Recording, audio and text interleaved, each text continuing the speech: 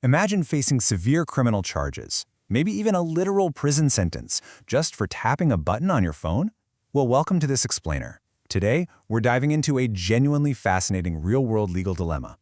We'll be looking at a piece of source material that tackles this exact situation using two completely different frameworks. On one hand, we've got the established rules of international human rights. On the other, the cold, hard mathematical laws of complex systems physics. We're going to see exactly what happens when these two totally different worldviews collide. So, our source material kicks things off with a pretty provocative premise based on the case of Chen Jingyuan. He's a user who faced serious legal consequences for a super basic online action. To put this into perspective, imagine you run a tiny social media account, say on Twitter or Weibo. Basically, nobody follows you. You hit retweet on a post. Could that one single action, physically, mathematically, or legally, be the direct cause of a massive, system-wide disruption of public order? That is the foundational question we're digging into today. And the source material highlights this absolutely brilliant analogy used by Chen's defense. They compared the microscopic act of an individual breathing to the macroscopic, systematic result of global warming. Quote, "My retweet is like breathing out carbon dioxide. You can't sentence me to life in prison for global warming just because I breathe." It really makes you stop and think, right? How do we actually establish causality in a digital environment? How on earth do you draw a line between one tiny isolated tap on a screen and a huge system-wide failure? So, here's our roadmap for today's explainer.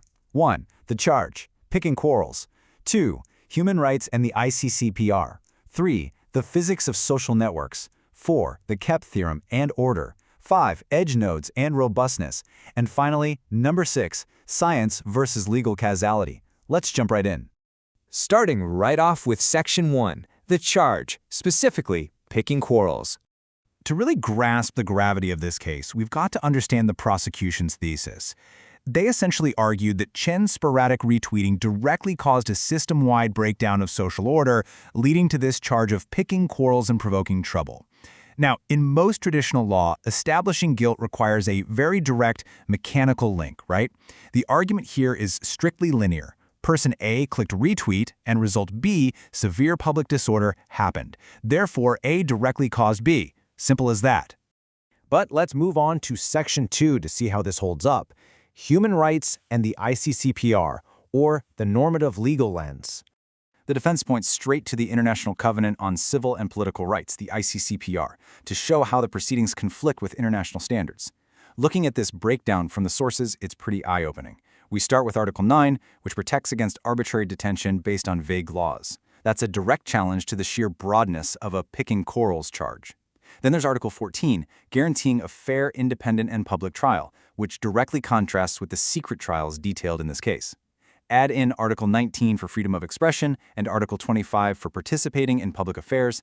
The defense uses this whole framework to argue that these charges aren't just a stretch, they represent a systemic violation of internationally recognized civil liberties.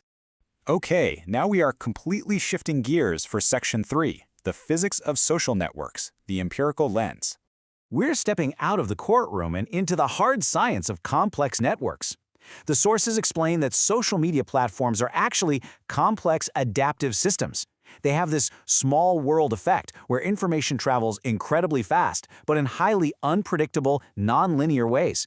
These networks are literally defined by high entropy and constant intrinsic noise. So, in physics, saying a network is in a state of disorder isn't calling out a crime or a glitch, it's just describing how the network exists on a normal Tuesday. Disorder is the structural norm.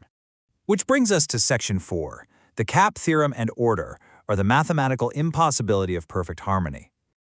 To really understand why this disorder is baked in, we have to look at a foundational rule proposed by computer scientist Eric Brewer, known as the KEP theorem.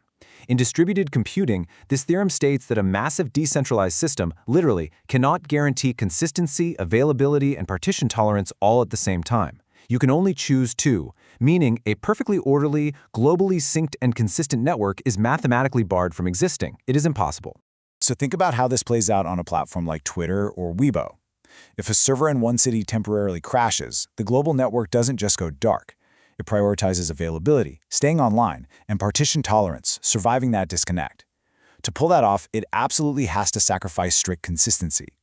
Your feed might be temporarily out of sync, or things might load out of order.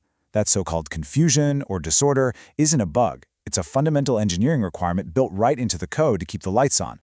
Moving along to Section 5, Edge Nodes and Robustness, specifically looking at the scale-free network.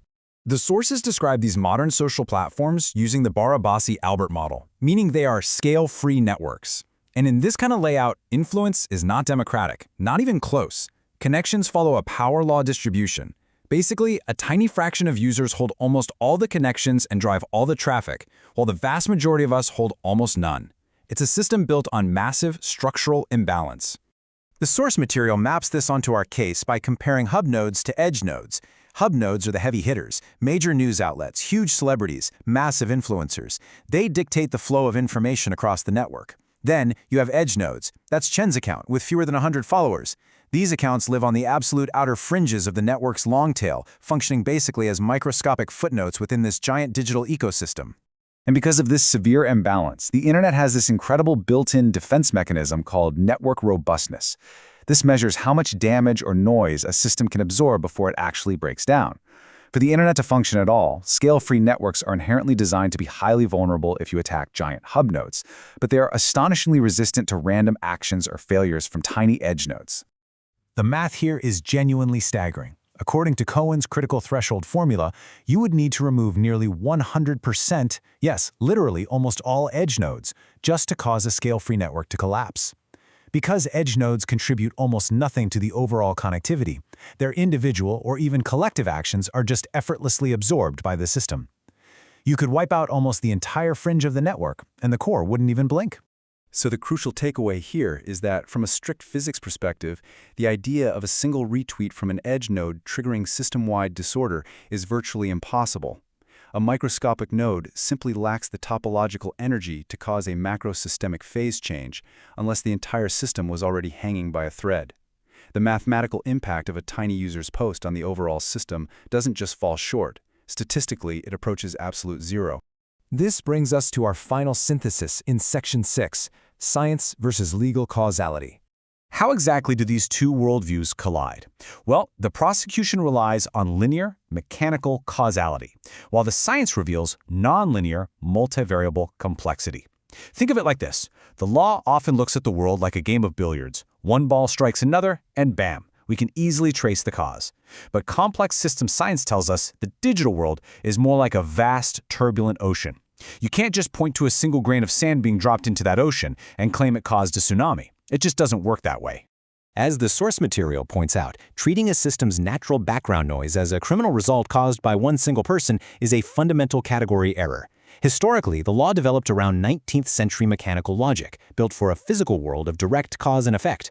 But when you try to govern a 21st century digital network using that outdated mechanical framework, you end up with a massive disconnect between the legal charge and physical reality. Which leaves us with this final, truly provocative thought. As our communication systems become infinitely more complex, are our laws actually evolving fast enough to accurately understand them? The Chen Jingyuan case is this fascinating intersection where human rights raise serious normative questions and complex systems physics highlight the literal scientific impossibility of the charges.